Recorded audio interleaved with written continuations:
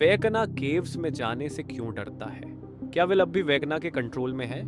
और वो प्ले वाले दिन आखिर हुआ क्या था? आज इस वीडियो में इन तीनों सवालों के जवाब मिलने वाले हैं। मैं इस वीडियो को 3 पार्ट्स में डिवाइड करने वाला हूं, द पास्ट, द प्रेजेंट और द फ्यूचर। स्ट्रेंजर थिंग्स का जो स्टेज प्ले आया है वो पूरी तरह कैनन है। ये खुद डफर ब्रदर्स ने कंफर्म किया है। इस प्ले में हमें हेनरी क्रील की असली कहानी पता चलती है। हेनरी एक सेंसिटिव इंट्रोवर्ट बच्चा था जो अपनी फैमिली के साथ नेवाड़ा से हॉकिंस शिफ्ट होता है। हाई स्कूल के सीन्स में हमें यंग जॉयस, जिम और बॉब भी दिखते हैं, और बॉब की बहन पैटी न्यूपी जो आगे जाकर हेनरी की लव इंटरेस्ट बनती है। लेकिन इसी टाइम लाइन में एक और कहानी पैरेलल चल रही होती है। यूएस मिलिट्री एक एक्सपेरिमेंट कर रही होती है, फिलाडेल्फिया एक्सपेरिमेंट, जिसका एम होता है एक शिप को इनविजिबल बनाना। लेकिन एक्सपेरिमेंट फेल हो जाता है और पूरी शिप टेलीपोर्ट हो जाती है डायमेंशन एक्स में।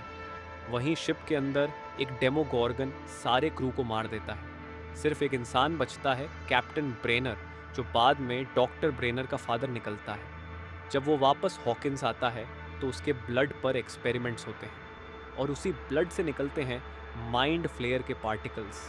ये पार्टिकल्स एक रशियन स्पाई चुरा लेता है और भागते भागते नेवाड़ा की केव्स में पहुंच जाता है, जहां उसकी डेथ हो जाती है। कुछ समय बाद एक छोटा बच्चा उन्हीं केव्स में एंटर करता है और वही माइंड फ्लेयर पार्टिकल्स उसके अंदर चले जाते हैं। वो बच्चा था हेनरी क्रील।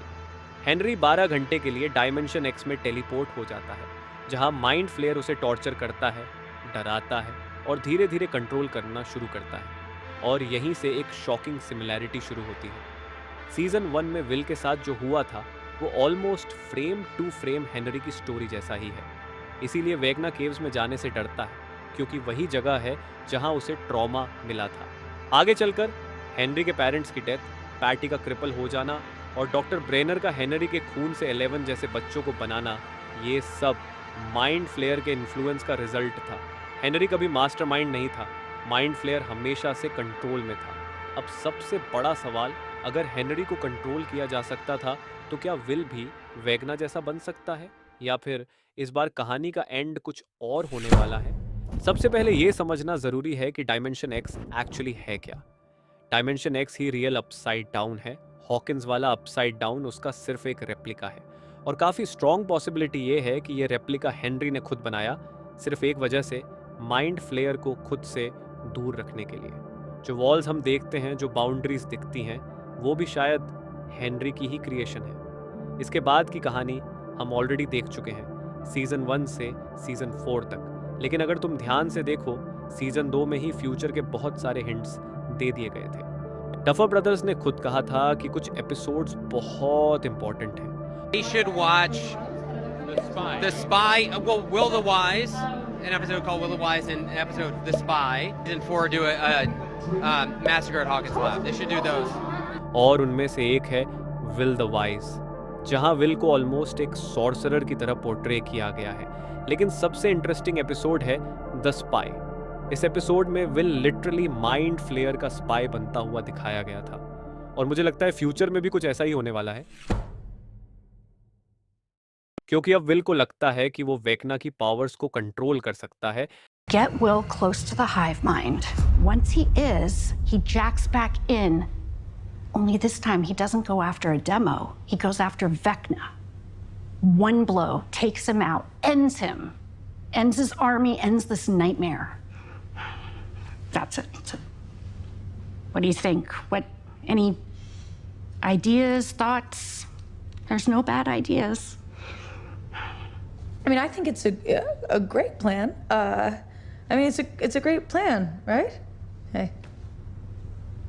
लेकिन सच ये है कि माइंड फ्लेयर उसे ऐसा करने दे रहा है ताकि आगे जाकर वो विल को ही वेपन बना सके। अब आते हैं massacre at the Hawkins lab episode पर, जहां नैन्सी को वेगना सब कुछ दिखाता है।